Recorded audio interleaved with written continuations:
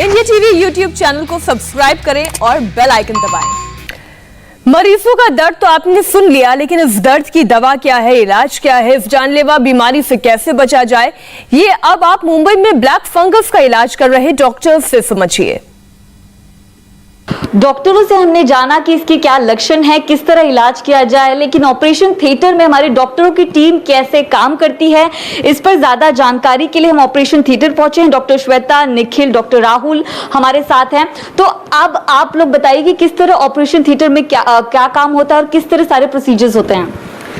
ये बेसिकली सारे procedures endoscopic होते हैं, मतलब नाक के द्वारा हम दूरबीन डाल के जो साइनसेस में म्यूकर जमा है उसको निकालते हैं, जो ब्लैक फंगस जमा है उसको निकालते हैं। कभी कभी हमें ओपन अप्रोचेस भी लेने पड़ते हैं, जैसे मैक्सिलेक्टमी हुआ, सब लेवल अप्रोच। कभी कभी आँख के अंदर गया है तो हमें आँख भी निकालनी पड़ती है। कभी कभी अगर ब्रेन द्वारा भी गया तो न्यूरोसर्जरी की भी हेल्प लगती है। जी, तो क्या हम अंदर थिएटर में जाकर, ऑपरेशन थिएटर में जाकर सारी चीजों को समझ सकते हैं ताकि लोग आसानी से इन सारी चीजों को समझें? वी हैव डेडिकेटेड दो हमारे जो ऑपरेशन थिएटर है वो सिर्फ और सिर्फ एंडोस्कोप्स और म्यूकर माइकोसिस के लिए रखे गए हैं। बाकी हमारा कॉम्प्लेक्स टोटली 5 ऑपरेशन थिएटर जो बाकी के ऑपरेशंस के लिए डेडिकेटेड है। तो मैं आपको बाहर से बता सकता हूँ कि कैसा।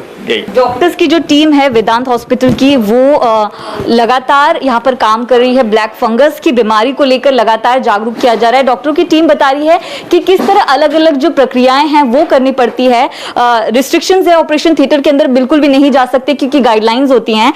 लेकिन डॉक्टर्स आप लोगों से जानना चाहते हैं कि और किस तरह की चीजें और जो प्रिकॉशंस है, क्योंकि अभी भी आमतौर पर लोग कोरोना को लेकर ज्यादा गंभीर हैं। इस बीमारी की बात करें तो उतनी जागरूकता नहीं है, तो और कितनी जो है प्रिकॉशंस लेनी चाहिए लोगों को? प्रिकॉशंस मोस्ट इंपॉर्टेंटली है कि we have to be alert. हमें अलर्ट रहना चाहिए। जो भी सिम्टम्स दिखाई देते हैं वो इमीडिएटली रिपोर्ट करने चाहिए डॉक्टर्स को, और जितना अर्ली ट्रीटमेंट हो उतना बेटर रहता है पेशेंट्स के लिए। उससे हम लोग सर्जरी भी अवॉइड कर सकते हैं। अदर देन जनरल प्रिकॉशंस जैसे कि मास्क पहनना, दवाई समय समय पे लेना, डायबिटीज को कंट्रोल में रखना, ये सब जनरल प्रिकॉशंस होते हैं। कोविड में ज्यादातर हमने देखा है कि मानसिक स्थिति पर काफी असर होता है, तो इस बीमारी पर किस तरह का रिएक्शन आ रहा है उनका? एक्चुअली पहले ही पेशेंट्स कोविड से रिकवर हुए होते हैं, 20 डेज 25 डेज हॉस्पिटलाइज्ड होते हैं। उसके बाद में they develop symptoms of this black fungus. Actually mentally they are overworked.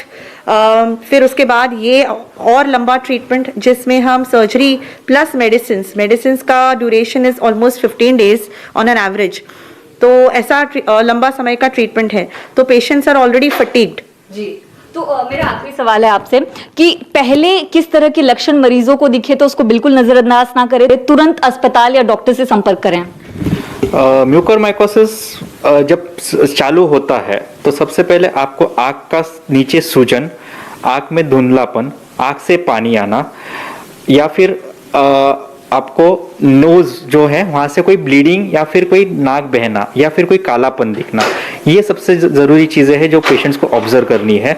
इसमें कुछ भी छोटा भी को पाया गया तो इमीडिएटली डॉक्टर को इन्फॉर्म करके, आपके फिजिशियन, आपके ईएनटी सर्जन, आपके न्यूरोसर्जन, उनको इन्फॉर्म करके आपको आगे का स्टेप लेना है कि वो स्कैन बोलते हैं, एमआरआई बोलते हैं, या जो इन्वेस्टिगेशंस बोलते हैं वो करा के आपको इलाज हो सकता है। ठीक है डॉक्टर साहब का बहुत बहुत शुक्रिया। डॉक्टर्स की टीम लगातार पहले भी कोरोना के दौर में और अब इस नई महामारी के चलते भी काम करी। ऐसे में जो डॉक्टरों की टीम ने आपको लक्षण बताए, मरीजों की बात भी हमने आप तक पहुंचाई, तो इन सारी चीजों पर बाकायदा ध्यान रखना और जितनी भी प्रिकॉशंस डॉक्टर की तरफ से बताई जाती है उसका पालन करना बेहद जरूरी है, क्योंकि कोरोना के बाद, अब कोरोना के दौरान इस बीमारी के साथ भी लड़ना होगा और आगे बढ़ना होगा। कैमरा पर्सन सागर शिर्के के साथ मैं नम्रता दुबे, इंडिया टीवी मुंबई। नमस्ते, मैं हूं मीनाक्षी जोशी। वीडियो और खबरों से अपडेट रहने के लिए India TV YouTube channel subscribe करें, बेल आइकन दबाना ना भूलें। जुड़े रहें इंडिया टीवी के साथ।